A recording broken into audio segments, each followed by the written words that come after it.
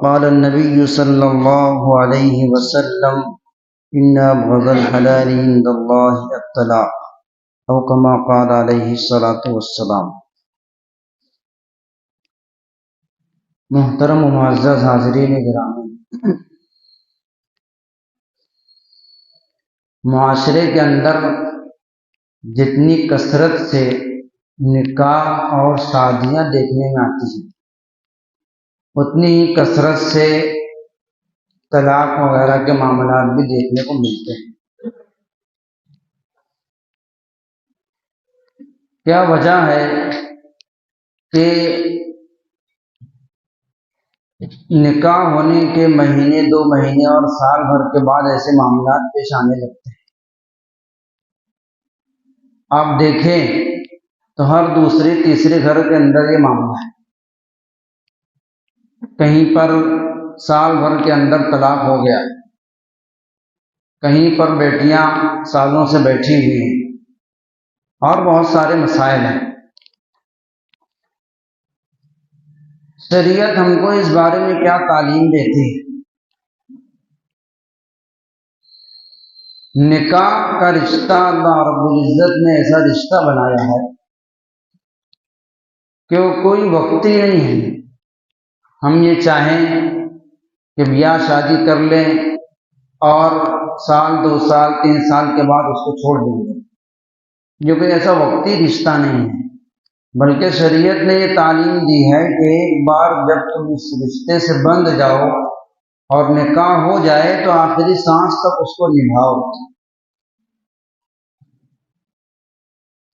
جب نکاح ہوتا ہے، نکاح کے موقع پر خطبہ پڑھنے والا خطبے کے اندر یہ آیت پڑھتا ہے، یا ایھا الذین آمنوا اتقوا اللہ حق تقاتہ ولا تموتن الا وانتم مسلمون۔ اے ایمان والو، اللہ سے ڈرو، تقوی اختیار کرو جتنا کہ تقوی اختیار کرنے کا حق ہے، اور تم نہ مرنا اس حال میں کہ تم فرما بردار ہو۔ حقیقت میں تو فرما برداری اللہ رب العزت کی مراد ہے کہ نہ مرنا اس حال میں کہ تم اللہ رب العزت کے مطیع رہو۔ مفسرین نے اس آیت میں نقطہ بیان کیا ہے، اس موقع پر پڑھنے کا مطلب یہ ہوتا ہے کہ نہ مرنا اس حال میں کہ فرما بردار رہو اللہ رب العزت کے، اور جو رشتہ تمہارا اس وقت بند رہا ہے تم نہ مرنا اس حال میں کہ تم اسی رشتے سے بندھے رہو۔ بنیادی غلطی اس میں والدین کی ہوتی ہے، جنہوں نے بچوں کی شادی سے پہلے ان کی شادی کی زندگی سے متعلق ان کی تربیت نہیں کی ہوتی، چاہے وہ بیٹی ہو اور چاہے بیٹا ہو۔ والدین کا فرض منصبی ہے کہ وہ شادی بیاہ سے پہلے اپنے بچوں کی تربیت اس لائن سے بھی کریں جس لائن میں ان کو اب جانا ہے۔ اب ان کو جس زندگی کے اندر قدم رکھنا ہے اس زندگی کو جینے کا سلیقہ بھی سکھائیں۔ یہ والدین کی ذمہ داری ہے۔ ظاہر ہے کہ والدین نے کبھی ان کو اس تعلق سے سمجھایا نہیں کہ تم کو آگے زندگی کس طرح گزارنا ہے، اور خود نکاح کرنے والے لڑکے اور لڑکیاں یہ نہیں سیکھے ہوتے کہ ہماری آئندہ کی زندگی میں ہمارے اوپر ایک دوسرے کے کیا حقوق ہیں۔ اس لیے بہت جلد نااتفاقیاں پیدا ہونے لگتی ہیں، اختلاف ہونے لگتا ہے۔ اختلاف اور نااتفاقی ہونے کی بنیادی وجہ یہی ہے، حق تلفی۔ جہاں پر حق تلفی ہوگی، بیوی شوہر کے حقوق نہیں ادا کرے گی، شوہر بیوی کے حقوق نہیں ادا کرے گا، وہاں پر تکرار و مباحثہ ہوگا، اختلاف ہوگا، نااتفاقی ہوگی، اور یہ جڑ ہوتی ہے آگے جا کر کے اس رشتے کے ٹوٹنے کی۔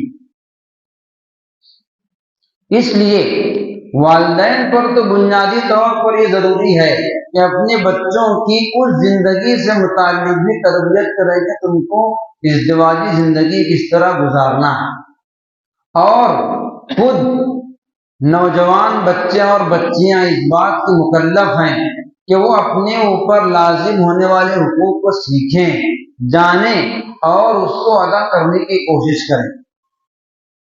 جب ہم ایک دوسرے کے حقوق کو ادا کریں گے تو انشاءاللہ کبھی اس طرح کی نوبت نہیں آئے گی۔ اگر کبھی اس طرح کی نوبت آتی ہے، ظاہر ہے کبھی کبھی ایسا ہوتا ہے کہ اچھے سے رہنے کے باوجود بھی اختلافات پیدا ہوتے ہیں مزاج نہ ملنے کی وجہ سے۔ تو مزاج نہ ملنے کی وجہ سے اگر کبھی بیوی کی طرف سے نافرمانی ہوتی ہے تو اس کا علاج شریعت نے یہ نہیں بتلایا کہ تم اس کو زندگی سے الگ کر دو۔ ایک دوسرے کو برداشت کرنے کا جذبہ ہونا چاہیے، ایک دوسرے کو جھیلنے کا اور صبر کرنے کا مادہ ہونا چاہیے۔ یہ تمام چیزیں دین سے دوری کی وجہ سے ہے۔ جب بندہ دین سے قریب رہے گا اور دن رات کے زندگی گزارنے کے، اٹھنے بیٹھنے کے، ایک دوسرے کے ساتھ سلوک کرنے کے طریقے سیکھے گا اور ایک دوسرے کے حقوق نہ ادا کرنے کے کیا وعید ہیں، کیا اس کی سزا ہے، وہ جانے گا، تب وہ زندگی صحیح طریقے سے گزارے گا۔ اگر کبھی بیویاں نافرمان ہو جائیں تو شریعت نے ہم کو کیا تعلیم دی ہے؟ جو طلاق کا نظام ہے، اسلام کا نظام طلاق، یہ کوئی ظلم نہیں ہے اور کوئی کھیل بھی نہیں ہے۔ اللہ رب العزت نے جس طرح نکاح کا نظام بنایا ہے ایسے ہی طلاق کا نظام بنایا ہے۔ عام طور سے لوگ طلاق کے مسائل منبر سے سنتے نہیں، لوگوں کو مسائل طلاق کا علم ہی نہیں ہے، نہ نکاح کے مسائل جانتے ہیں نہ طلاق کے مسائل جانتے ہیں۔ شریعت کی تعلیم دیکھیے کہ اگر کبھی میاں بیوی میں نا اتفاقی ہو، دونوں کا مزاج نہ ملے، بیوی سے غلطی ہو جائے، بیوی نافرمان ہو، ایسے موقع پر یہ تعلیم دی گئی ہے واللاتی تخافون نشوزہن فعظوہن۔ سب سے پہلا درجہ یہ ہے کہ تم ان کو اچھی طرح سمجھاؤ، نصیحت کرو۔ خود شوہر کو حکم دیا گیا کہ اگر بیوی نافرمانی کرے، حق تلفی کرے تو تم ان کو سمجھاؤ، نصیحت کرو۔ وَاهْجُرُوهُنَّ فِي الْمَضَاجِعِ۔ اور اگر اس سے بھی کام نہ چلے تو شریعت نے دوسرا راستہ بتلایا ہے، دوسرا طریقہ کہ سمجھانے کے لیے ان کا بستر علیحدہ کر دو، مطلب ساتھ میں مت سو، ان کے ہاتھ کا کھانا نہ کھاؤ، بات چیت بند کر دو۔ ممکن ہے کہ وہ اس سے نصیحت حاصل کر لے، یہ دوسرا طریقہ ہے سمجھانے کے لیے۔ اور اگر اس سے بھی نہ کام چلے تو ہلکی مار مار سکتے ہو۔ ہلکی مار سے مراد ایسی مار جس سے بدن پر نشان نہ پڑے، سمجھانے کے لیے، تنبیہ کے لیے۔ یہ تین طریقے ہوئے۔ فَإِنْ أَطَعْنَكُمْ فَلَا تَبْغُوا عَلَيْهِنَّ سَبِيلًا۔ اگر اتنے میں وہ تمہاری اطاعت کر لیتی ہیں تو پھر ان کے خلاف کوئی راستہ تلاش مت کرو، مطلب آگے قدم مت بڑھاؤ۔ اور اگر اتنے سے بھی کام نہیں چلتا وَإِنْ خِفْتُمْ شِقَاقَ بَيْنِهِمَا فَابْعَثُوا حَكَمًا مِّنْ أَهْلِهِ وَحَكَمًا مِّنْ أَهْلِهَا۔ اگر اس سے بھی بیویاں مانتی نہیں ہے، دونوں کا مزاج نہیں ملتا ہے، شریعت نے تعلیم دی ہے لڑکی کی طرف سے ایک حکم اور لڑکے کی طرف سے ایک حکم، مطلب ایک ایک دو دو شخص دونوں طرف سے مل کر بیٹھ کر بات کو بنانے کی کوشش کریں، جس کو ہم لوگ اپنی زبان میں پنچ کہتے ہیں۔ خاندان کے لوگ، معاشرے کے لوگ مل کر کے اس کو حل کرنے کی کوشش کریں، ایک دوسرے کو سمجھائیں۔ إِذْ نُرِيدَ إِصْلَاحًا يُوَفِّقِ اللَّهُ بَيْنَهُمَا۔ اگر وہ اصلاح چاہتے ہوں گے تو اللہ تعالیٰ دل کو ملا دیں گے، موافقت پیدا کر دیں گے۔ اور ایسا ہوتا ہے، یعنی کتنے لوگوں کے اندر، میاں بیوی کے اندر نا اتفاقی ہوتی ہے، جھگڑا ہوتا ہے، لیکن جب دو طرف کے لوگ مل کر سمجھاتے ہیں، نصیحت کرتے ہیں، بنانے کی کوشش کرتے ہیں تو زندگی بن جاتی ہے۔ اتنا راستہ اختیار کر لیا گیا۔ اب بھی اگر کسی کا مزاج نہ ملتا ہو اور وہ ساتھ میں رہنے کے لیے تیار نہ ہو، میاں بیوی بالکل ساتھ میں رہنے کے لیے تیار نہیں، دونوں کو مزاج نہیں ملتا ہے، بہت زیادہ جھگڑے ہوتے ہیں، دونوں طرف کے لوگ مل کر سمجھا کے لیے کئی بار بیٹھکیں ہو چکی ہیں، اس کے باوجود بھی اگر وہ نہ رہنا چاہتے ہوں، اب اگر اسلام سے ہٹ کر دوسرے مذہب میں آپ دیکھیں تو دوسرے مذاہب میں طلاق کا کوئی نظام نہیں ہے، دوسرے مذاہب میں طلاق کا کوئی نظام نہیں ہے، ایک بار بیاہ شادی ہو گئی اب وہ زندگی بھر ویسے ہی رہیں گے، چاہے مزاج ملے چاہے نہ ملے، جیسے بھی رہے بہرحال ساتھ میں رہیں۔ اسلام نے طلاق دینے کا حکم نہیں دیا ہے، پہلے یہ ترغیب دی ہے کہ آخری سانس تک ایک دوسرے کا ساتھ نبھاؤ، اور اگر کبھی نہ اتفاقی ہو تو سمجھا کر بستر کو علیحدہ کر کے اور ان کو ہلکی مار مار کر یا دو طرف کے لوگ بیٹھ کر کے معاملہ حل کرنے کی کوشش کرو، اتنے میں اگر معاملہ حل نہ ہو تو ظاہر سی بات ہے کہ دونوں کی زندگی میں سکون نہیں ہے، دونوں کی زندگی کے اندر سکون نہیں ہے۔ اب اگر یہ کہا جائے کہ کوئی نظام الگ ہونے کے واسطے نہیں ہے، تم ایسی ہی زندگی گزارو، تو ان کی زندگی میں کبھی سکون نہیں ہوگا۔ ایسے موقع کے لیے شریعت نے اسلام کا نظام طلاق دیا ہے، ایسے موقع پر طلاق کا راستہ اختیار کر کے دونوں ایک دوسرے کی زندگی سے الگ ہو جائیں اور پھر دونوں اپنی پسند سے جہاں پر چاہیں دوسری جگہ نکاح کر لیں، یہ اسلام نے ایسے موقع کے لیے طلاق شروع کی۔ جب ایسا وقت آ جائے کہ کسی طرح بنانے سے نہ بنے، کسی طرح سمجھانے سے وہ لوگ سمجھنے کے لیے تیار نہ ہوں اور کسی طریقے سے بات نہ بن سکے، تو شریعت نے کہا ہے کہ ہم طلاق کا راستہ اختیار کیا جائے۔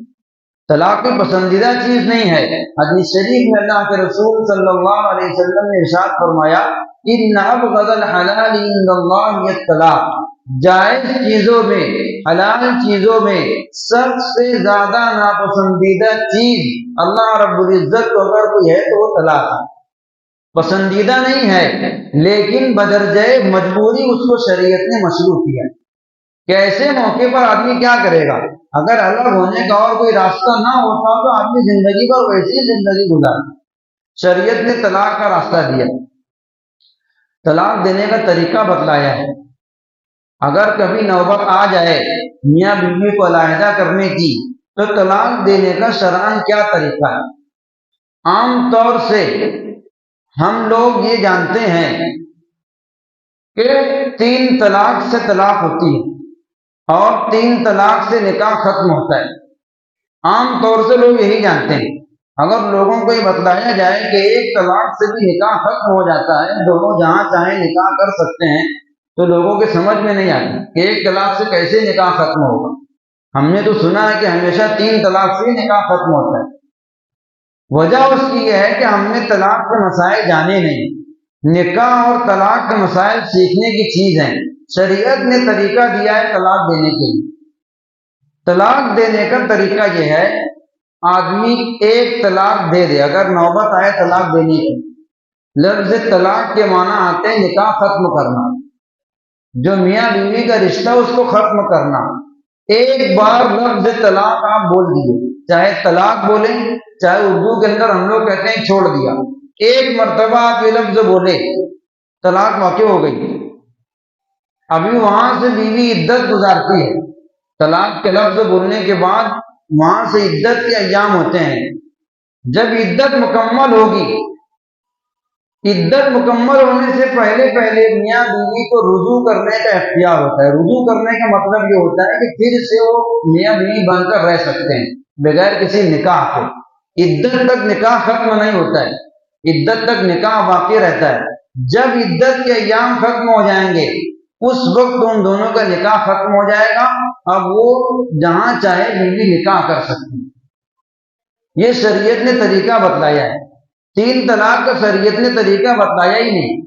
1 طلاق دے دو، اس کے بعد وہ اپنی عدت کے ایام مکمل کرے گی، اس دوران اگر دونوں کو سمجھ میں آ جائے، پچھتاوا ہو جائے تو پھر سے وہ ساتھ میں رہ سکتے ہیں، اور اگر عدت ختم ہو گئی اس کے بعد پھر وہ جہاں چاہے نکاح کرے۔ زندگی میں کبھی بھی اگر وہ دونوں پھر سے نکاح کرنا چاہتے ہیں تو صرف وہ نیا نکاح کر کے ساتھ میں رہ سکتے ہیں، مزید کسی چیز کی ضرورت نہیں ہے۔ ہم لوگ عام طور سے جانتے ہیں کہ نکاح ختم کرنے کے لیے 3 طلاق بولنا ضروری ہے، اس کے بغیر نکاح ختم نہیں ہوتا ہے، غلط سوچ ہے۔ اس کو کہتے ہیں طلاق رجعی۔ طلاق 3 طرح کی ہے۔ طلاق رجعی 1 اور 2 طلاق۔ اللہ رب العزت نے فرمایا طلاق مرتان، طلاق 2 ہے، 1 طلاق اور 2 طلاق۔ لفظ طلاق کے ذریعے سے اگر دیتے ہیں تو اس کو طلاق رجعی کہتے ہیں۔ رجعی کے معنی آتے لوٹانا، یعنی اگر آپ نے 1 یا 2 طلاق دی ہے، عدت کے اندر آپ بیوی کو اپنے نکاح میں واپس لے سکتے ہیں، نہ نکاح کرنے کی ضرورت ہے نہ کسی اور چیز کی ضرورت، صرف زبان سے یہ کہہ دیں کہ میں نے اپنی بات واپس لی، میں تم کو نکاح میں باقی رکھنا چاہتا ہوں، تو وہ طلاق کا اثر ختم ہو جاتا ہے اور دونوں پھر سے ساتھ رہ سکتے ہیں۔ لیکن اگر عدت ختم ہو گئی، عدت کے اندر رجوع نہیں کیا گیا، تو عدت ختم ہوتے ہی نکاح ختم ہو جاتا ہے۔ اس کے بعد اگر وہ دونوں ساتھ رہنا چاہتے ہوں تو صرف نکاح جدید کر کے رہ سکتے ہیں، حلالے کی ضرورت نہیں ہوتی۔ اور ایک ہوتی ہے طلاق بائن۔ طلاق بائن کا مطلب یہ ہوتا ہے کہ جس وقت وہ طلاق دے گا اسی وقت دونوں کا نکاح ختم ہو جاتا ہے۔ طلاق رجعی اور اس میں یہ فرق ہے کہ رجعی میں عدت تک نکاح باقی رہتا ہے، عدت کے بعد ختم ہوگا، اور طلاق بائن اگر دے گا تو فوراً نکاح ختم ہو جاتا ہے۔ اس کے بعد چاہے عدت میں اور چاہے عدت کے بعد اگر وہ پھر سے ساتھ رہنا چاہیں تو ان کو نکاح کرنا پڑے گا، پھر سے نکاح کر کے ساتھ رہ سکتے ہیں۔ تو شریعت نے یہ طریقہ بتلایا کہ اگر کبھی تم کو اس کی نوبت آ جائے طلاق دینا پڑے تو لفظ طلاق کے ذریعے سے 1 طلاق دو، اس کو اس کے حال پر چھوڑ دو، اور کبھی اگر پھر بعد میں پچھتانے لگے، ساتھ میں رہنا چاہتے ہوں تو پھر سے دونوں ساتھ میں رہ سکتے ہیں۔ جب عام طور سے دونوں طرف غصہ ہوتا ہے، مزاج سخت ہوتا ہے، سمجھانے کی سمجھتے نہیں ہیں، یہ کہو کہ 1 طلاق دے دو تو کہتے نہیں ہم 1 نہیں 3 دیں گے۔ میاں بیوی کا ایک مسئلہ ہمارے پاس آیا، لڑکی والے اس بات پر بضد تھے کہ ہم کو 3 طلاق چاہیے۔ ان کو بہت سمجھایا گیا کہ شریعت نے 1 طلاق کا راستہ دیا ہے اور اس میں ہمارا فائدہ ہے، عدت میں جب چاہے رجوع کر سکتے ہیں، اور عدت ختم ہونے کے بعد بھی اگر وہ تو صرف نکاح کرنا پڑے گا، تو کیوں 3 طلاق کا راستہ اختیار کرتے ہو؟ بہت سمجھانے کے بعد لڑکی اس بات پر آمادہ ہوئی کہ ٹھیک ہے مجھ کو 1 طلاق چاہیے۔ 1 طلاق دلوائی گئی۔ دوسرے دن اسی وقت عصر کے بعد لڑکی کا فون آیا کہ میں اسی شوہر کے ساتھ رہنا چاہتی ہوں۔ یہ شریعت کے بتائے ہوئے نظام پر چلنے کا فائدہ ہے کہ اگر آدمی 3 طلاق دے دے کبھی دوبارہ ساتھ نہیں رہ سکتا۔ تو 1 اور 2 طلاق رجعی ہے۔ اگر تم کو طلاق دینا ہو تو 1 طلاق دو، 2 طلاق دو، عدت کے اندر چاہو تو رجوع کر سکتے ہو، اس کے بعد اگر چاہو تو صرف نکاح جدید کر کے رہ سکتے ہو۔ تیسری طلاق ہوتی ہے طلاق مغلظہ، جس کو ہم لوگ 3 طلاق کہتے ہیں۔ اگر کسی نے 3 طلاق دے دیا، چاہے وہ الگ الگ مجلس میں 3 طلاق دے گئے، چاہے ایک ساتھ دے گئے، کسی بھی طرح دے گئے، پھر دونوں ایک دوسرے کے لیے قطعی طور پر حرام ہو جاتے ہیں۔ پھر نہ رجوع کی شکل ہے نہ نکاح کی شکل ہے، پھر کسی طرح رجوع نہیں کر سکتے۔ عام طور سے لوگ اسی کو جانتے ہیں کہ 3 طلاق سے ہی نکاح ختم ہوتا ہے، اور جب کبھی نوبت آتی ہے تو تیسرے سے پہلے وقفہ کرتے ہی نہیں، 1 2 3 بولنے کے بعد ہی رکتے ہیں، اور وہاں سے دونوں ایک دوسرے کے لیے قطعی طور پر حرام ہو جاتے ہیں، پھر نہ نکاح کر سکتے نہ رجوع کر سکتے۔ 3 طلاق طلاق مغلظہ کہلاتی ہے۔ اگر کسی نے 3 طلاق دے دیا، اب نہ اس میں رجوع کی شکل ہے نہ نکاح جدید کی شکل ہے، اب بغیر حلالہ شرعیہ کے دونوں ایک دوسرے سے نکاح نہیں کر سکتے۔ اس کو سمجھنے کی ضرورت ہے کہ حلالہ شرعیہ کیا ہے۔ حلالہ شرعی کا مطلب یہ ہے 3 طلاق دے دیا، اب تم اس کو بھول جاؤ، تمہارا اس سے کوئی رشتہ نہیں ہے، اب وہ اپنی عدت مکمل کرے گی، عدت مکمل کرنے کے بعد وہ کسی سے اپنے طور پر نکاح کر لے، اور پھر کبھی اس کے اس شوہر کا انتقال ہو جائے یا وہ خود طلاق دے دے، پھر تم نکاح کرنا چاہو تو کر سکتے ہو۔ یہ حلالین شرعی ہے۔ ہمارے معاشرے کے اندر جو ہوتا ہے وہ حرام ہے، ناجائز ہے، کہ اگر کسی نے 3 طلاق دے دیا تو پھر کسی سے باقاعدہ بات چیت کر کے معاہدہ کر کے کہ تم میری بیوی سے نکاح کر لو، اور 2 دن رکھ کر کے اس کو طلاق دے دینا، پھر میں نکاح کر لوں گا، یہ لعنت ہے۔ اللہ کے رسول صلی اللہ علیہ وسلم کی حدیث ہے، لعن اللہ المحلل والمحلل له، حلالہ کرنے والے پر، جس کے لیے کیا جائے اس پر بھی، دونوں پر اللہ رب العزت کی لعنت ہوتی ہے۔ اس لیے اگر 3 طلاق دے دیا تو اس رشتوں کو بھول جاؤ، وہ اپنے طور پر کہیں نکاح کر لے گی عدت گزارنے کے بعد، اس کے بعد اس کے شوہر کا انتقال ہو جائے گا، پھر یا وہ طلاق دے دے گا خود، تب تم اس سے نکاح کر سکتے۔ جتنے لوگ اس معاہدے کے اندر شریک ہوتے ہیں سب لعنت کو مستحق ہوتے ہیں۔ اس لیے کبھی بھی اس طرح کے نکاح میں شرکت نہیں کرنا جس میں ہم کو یہ معلوم ہو کہ یہ حلالے کے طور پہ کیا جا رہا ہے، باقاعدہ شرط لگا کر کیا جا رہا ہے کہ یہ حلالے کے لیے۔ یہ نوبت اس لیے آئی کہ ہم نے طلاق دینے کا صحیح طریقہ جانا ہے کہ شریعت نے طلاق دینے کے لیے کیا طریقہ دیا۔ 1 اور 2 طلاق دینے کا شریعت نے حکم دیا ہے، الطلاق مرتان، طلاق 2 ہے۔ اس کے بعد عدت کے اندر فَإِمْسَاكٌ بِمَعْرُوفٍ، چاہو تو پھر سے روک لو، اگر تم کو روکنا ہو تو روک لو، اور تسریح بِإِحْسَان، یا جدا کرنا ہے تو اچھے طریقے سے جدا کر دو۔ شریعت نے تعلیم یہ دی ہے کہ اگر جدا بھی کرنا ہو تو دونوں خاندانوں کے اندر نا اتفاقی کر کے، دشمنی کر کے نہ ختم کرو، اور تسریح بِإِحْسَان، اچھائی کے ساتھ رشتہ ختم کرو۔ رشتہ باندھے تھے اچھائی سے تو ختم بھی کرو اچھائی سے، دونوں طرف کے لوگوں میں دشمنی نہ ہو۔ یہ شریعت نے طلاق کا نظام دیا ہے، جس کو کہتے ہیں اسلام کا نظام طلاق۔ طلاق دینے کے بعد عدت کے مراحل ہوتے ہیں۔ اگر طلاق دے دی گئی تو بیوی پر، عورت پر لازم ہوتا ہے کہ وہ عدت گزارے۔ عدت کتنے دن ہوتی ہے؟ عام طور سے لوگوں کی زبان پر یہ ہے کہ عدت 3 مہینہ 13 دن ہے، ایسے جانتے ہیں نا عام طور سے لوگ 3 مہینہ 13 دن بولتے ہیں، یہ غلط ہے۔ شریعت نے دن متعین نہیں کیے ہیں، عدت کے شریعت نے دن متعین نہیں کیے ہیں۔ عدت ہوتی ہے 3 حیض آنے تک، جب طلاق دی جائے گی وہاں سے 1 حیض 2 حیض 3 حیض، عورتوں کو جو حیض آتا ماہواری آتی ہے وہ 3 آنے تک عدت رہے گی۔ اب وہ 3 کتنے بھی دن میں آئے، اس لیے کہ سب کی عادت متعین نہیں ہوتی ہے، ایک نہیں ہوتی ہے۔ کسی کو 3 حیض 2 مہینے کے اندر بھی پورے ہو سکتے ہیں، کسی کو 3 مہینے میں، کسی کو 4 مہینے میں، 5 مہینے میں پورے ہو سکتے ہیں۔ اس لیے شریعت نے عدت طلاق کے دن متعین نہیں کیے ہیں، بلکہ کہا ہے کہ 3 حیض مکمل ہونے تک کی عدت ہے۔ والمطلقات یتربصن بانفسہن 3 قروء، مطلقہ عورتیں 3 حیض ہونے تک کی عدت گزاریں ہیں۔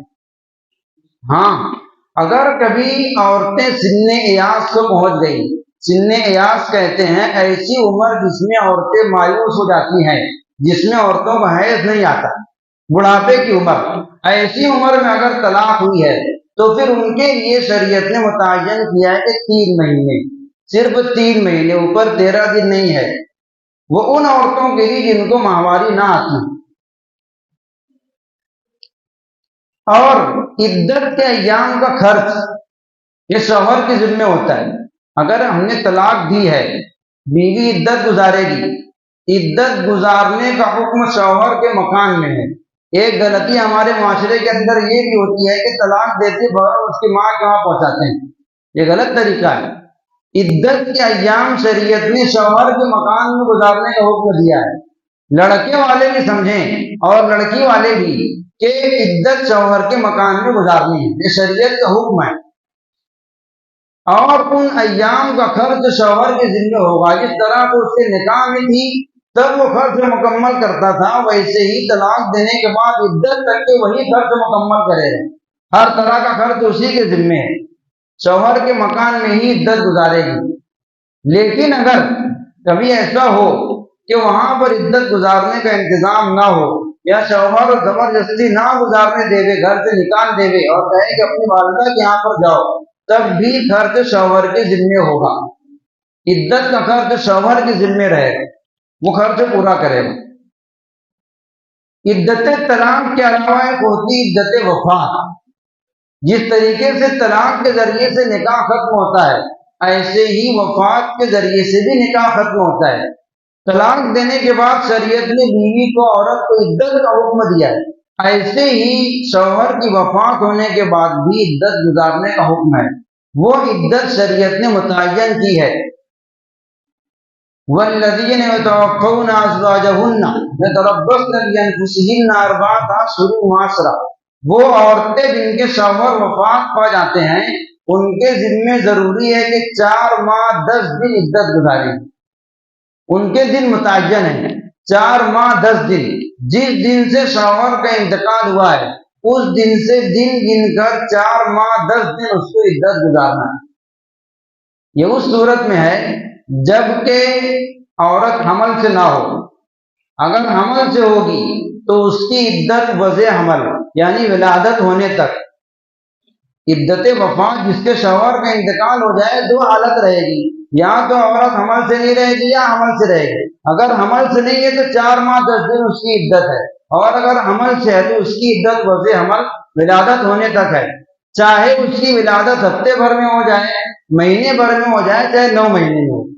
حضرت عمر رضی اللہ تعالیٰ عنہ نے فرمایا کہ اگر ابھی شوہر کا جنازہ چارپائی پر رکھا ہوا ہے، ادھر عورت کو ولادت ہو گئی، تو اس کی عدت ختم ہو جائے گی، اس کو مزید عدت نہیں گزارنا ہے۔ عدت وفات کا خرچ شوہر کے ذمے نہیں ہوتا، شوہر تو چلے ہی گیا ہے، اس کے جو ورثہ ہیں، اس کے والدین ہیں، اس کے بھائی وغیرہ ہیں، ان پر عدت وفات کا خرچ نہیں ہوتا ہے۔ یہ دونوں عدت میں فرق ہے۔ عدت طلاق کا خرچ شوہر کے اوپر ہے، عدت وفات کا خرچ کسی کے ذمے نہیں ہے۔ بیوی اگر خود اپنا انتظام اس کے پاس ہے تو اپنے خرچ سے اپنا پورا کرے، اگر نہیں کر سکتی ہے تو اس کے والدین، اس کے بھائی وغیرہ اس کا خرچ پورا کریں گے۔ شریعت نے شوہر پر یا شوہر کے ورثہ پر عدت کا خرچ نہیں رکھا ہے۔ عام طور سے لوگ یہ سمجھتے ہیں کہ اگر شوہر کا انتقال ہو گیا تو پورے عدت کے ایام وہ شوہر کے گھر والوں پر ہی خرچ رہتا ہے۔ ایسا نہیں ہے، بیوی اپنا خود انتظام کرے اگر اپنے پاس ہے تو، اور اگر نہیں ہے اس کے والدین کریں گے۔ والدین اگر نہیں کر سکتے ہیں، شریعت نے اس کو کہا ہے کہ تم دن کے وقت باہر جا کر کے اپنی معاش کا انتظام کر سکتے ہیں۔ اگر عورت کی عدت کا خرچ اس کے پاس نہیں ہے تو وہ دن کے اوقات میں